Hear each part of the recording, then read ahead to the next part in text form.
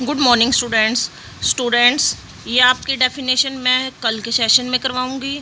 जो ऊपर डेफिनेशन करवाई है उससे रिलेटेड क्वेश्चन है ये। किसी माध्यम में ध्वनि द्वारा उत्पन्न विक्षोभ आपके कानों तक कैसे पहुंचता है।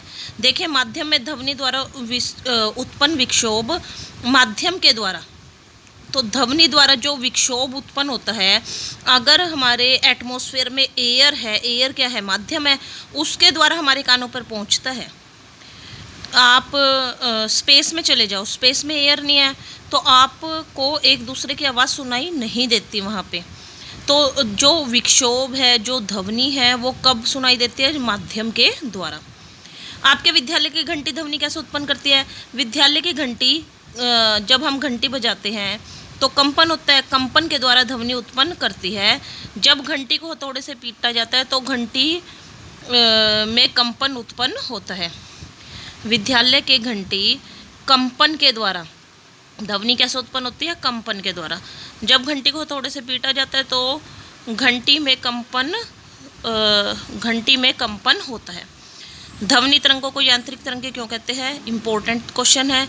ध्वनि की तरंगे माध्यम के कणों की गति द्वारा अभिलक्षित का मतलब होता है धकेली जाती है। ध्वनि की तरंगे कैसे ट्रांसफर होती है? माध्यम के कणों की गति द्वारा। जैसे एयर है, एयर ट्रांसफर होगी जब भी तो ध्वनि तरंग ट्रांसफर हो रही है। तो ध्वनि की तरंग माध्यम के कणों की गति द्वारा अभिलक्षित की जाती है, जिनके द्वारा यांत्रिक कार्य करना संभव है। इसलिए ध्वनि तरंगों को हम क्या कहते हैं? यांत्रिक तरंगे। ध्वनि की तरंगे माध्यम के कणों की गति द्वारा अभिलक्षित की जाती है, जिनके द्वारा यांत्रिक कार्य करना संभव है। इसलिए ध्वनि तरंगों को हम क्या कहते हैं? यांत्रिक तरंगे। मान लीजिए आप अपने मित्र के साथ चंद्रमा पर गए हुए हैं, तो क्या आपने अपने मित्र से उत्पन्न ध्वनि को सुन पाएंगे? देखिए, मैंने आपको पहले भी बताया है कि ध्वनि संचरण के लिए एयर की जरूरत होती है। चंद्रमा पर माध्यम नहीं है, चंद्रमा पर एयर नहीं है, इसलिए चंद्रमा पर ध्वनि का संचरण न होने के कारण हमें ध्वनि सुनाई नहीं देती। उसके बाद स्टूडेंट्स, ध्वनि का कौन सा गुण निम्नलिखित को निर्धारित करता है? प्रबलता। तरंग का कौन सा गुण निम्नलिखित को निर्धारित करता है? प्रबलता और तारतव। तो क्या आंसर आएगा? तारतव। उसके बाद है अनुमान लगाइए। ये पीछे जो हमने क्वेश्चन किए हैं उसके बेस पे है ये, कि कौन सा गुण इन चीज़ों को निर्धारित करता है। तो क्या करता है? तारतव। अनुमान लगाइए कि निम्न में से किस ध्वनि का तारतव अधिक है? गिटार का या कार के हॉर्न का? तो क्या है? कार के हॉर्न का। उसके बाद स्टूडेंट्स, किसी ध्वनि की तरंग दैर्घ्य, आवृत्ति, आवर्तकाल और आयाम से क्या अभिप्राय है? देखिए, तरंग दैर्घ्य क्या होते हैं? दो क्रमागत का मतलब लगातार संपीड़न या दो लगातार विरलन के बीच की दूरी को हम क्या कहते हैं? तरंग दैर्घ्य। इसको हम लैम्डा से रिप्रेजेंट करते हैं। देखिए, ये है इसकी, मैं आपको इसकी फिगर दिखाती हूँ। तो जो दो क्रमागत संपीड़न या दो क्रमागत विरलन के बीच की दूरी को हम क्या कहते हैं? तरंग दैर्घ्य। स्टूडेंट्स निकालती हूँ। हाँ जी, हाँ, ये देखिए, ये रही। देखिए, क्रमागत का मतलब होता है लगातार, एक के बाद एक, एक के बाद एक।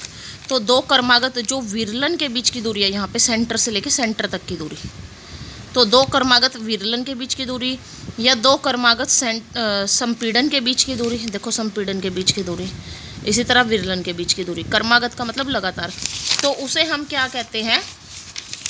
तरंग दैर्घ्य। इसको हम किससे रिप्रेजेंट करते हैं? लैम्डा से।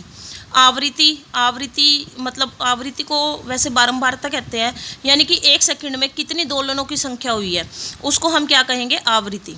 एक सेकंड में दोलनों की संख्या को हम क्या कहेंगे? आवृत्ति। आवर्तकाल, एक दोलन में लिए गए समय को हम क्या कहेंगे? आवर्तकाल। आयाम, लोलक के मध्य बिंदु से किसी और अधिकतम दूरी। देखिए, आयाम किसे कहते हैं? मैं आपको दिखा रही हूँ। ये चीज़ अगर है तो इसमें नहीं, आपको अगले डायग्राम में दिखा देंगे। जैसे कोई भी चीज़ लगा लो, कोई भी सेंटर है, कोई भी बॉल है, वो एक और अधिकतम दूरी, यहाँ तक इतनी दूरी, इसको हम क्या कहेंगे? आयाम। आयाम किसे कहते हैं? जैसे अब ये बॉब है, अगर इसको अगर हम घुमाते हैं तो एक और जो अधिकतम दूरी होगी दैट इज कॉल्ड आयाम। लोलक में मध्य बिंदु के किसी और अधिकतम दूरी क्या कहलाती है? आपकी आयाम। मध्य बिंदु से किसी भी और अधिकतम दूरी क्या कहलाएगी? आपकी आयाम। उसके बाद है ध्वनि तरंग की तरंगदैर्घ्य और आवृत्ति v is equal to nu into lambda. वेग क्या है? v, लैम्डा तरंगदैर्घ्य है और न्यू क्या है? आवृत्ति। ये फार्मूला आपने याद करना है, इसके बेस पे आपके सारे क्वेश्चंस चलेंगे। v is equal to nu into lambda, ये न्यू है, ये लैम्डा है। v is equal to lambda into nu. Lambda तरंगदैर्घ्य है, न्यू क्या है? आवृत्ति, और v क्या है? आपका वेग। स्टूडेंट्स उसके बाद न्यूमेरिकल शुरू हो गए, ये आपको नेक्स्ट सेशन में करवाएंगे। तो आज के लिए आपने ये क्वेश्चंस बहुत अच्छे से करने हैं, अपनी नोटबुक में राइट डाउन कर लेना। हैव अ नाइस डे बच्चों।